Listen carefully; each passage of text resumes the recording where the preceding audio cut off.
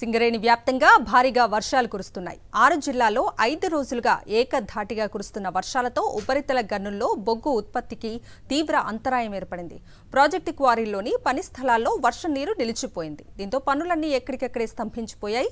దీంతో పరిశ్రమలకు సరఫరా చేస్తున్న బొగ్గు రవాణాకు ఆటంకం ఏర్పడింది. సింగరేణి ప్రాంతంలో వర్షాలు నిలిచిపోయిన బొగ్గు ఉత్పత్తికి సంబంధించి పూర్తి వివరాలు మా ప్రతినిధి రమణ కరీంనగర్ నుంచి అందిస్తారు.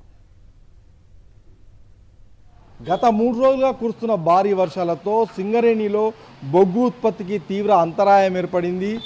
పెద్దపల్లి, మంచిర్యాల, ఆసిఫాబాద్ జిల్లాలతో పాటుగా ఖమ్మం, భద్రాద్రి కొత్తగూడెం, అదేవిధంగా జయశంకర్ భూపాలపల్లి జిల్లాల్లో ఈ విఘాతం అనేది తీవ్రంగా కనిపిస్తుంది. ముఖ్యంగా సింగరేణి రోజుకు 1,75,000 టన్నుల బొగ్గు ఉత్పత్తి చేస్తుంది. కానీ ప్రస్తుతం 1,46,590 టన్నుల ఉత్పత్తికి అంతరాయం ఏర్పడింది. దీంతో పూర్తిగా రవాణా కూడా స్తంభించిపోయింది. ముఖ్యంగా భారీ పరిశ్రమలకు అందాల్సిన బొగ్గు రవాణా సరఫరా అనేది లేకపోవడంతో ఆ పరిశ్రమలు కూడా ఇప్పుడు పూర్తిగా బోసిపోతున్న పరిస్థితి మనకు కనిపిస్తుంది. ఈ నేపథ్యంలో మరొక 4-5 రోజుల పాటు ఈ వర్షాలు భారీ నుంచి అతి భారీ వర్షాలు ఉంటాయని చెప్పేసి ఇప్పటికే ఐఎండీ హెచ్చరికల నేపథ్యంలో బొగ్గు ఉత్పత్తి అయితే ఖచ్చితంగా మళ్ళీ ప్రారంభం కావాలంటే ఇంకో 4-5 రోజుల సమయం పట్టే అవకాశం మాత్రం మనకు స్పష్టంగా కనిపిస్తుంది.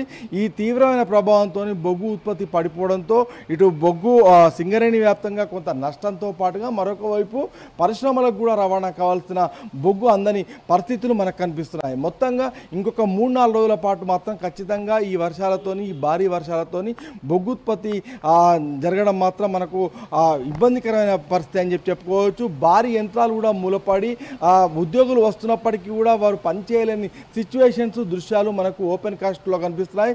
సింగరేణి వ్యాప్తంగా 6 జిల్లాల్లో మొత్తం 23 అండర్ మైన్ గ్రౌండ్స్తో పాటుగా అదేవిధంగా 19 ఉపరితల గనులున్నాయి. వీటన్నిటిలో కూడా ఇప్పుడు బొగ్గు పూర్తిగా ఉత్పత్తి కాని పరిస్థితులు మనకు దృశ్యాలు కనిపిస్తున్నాయి.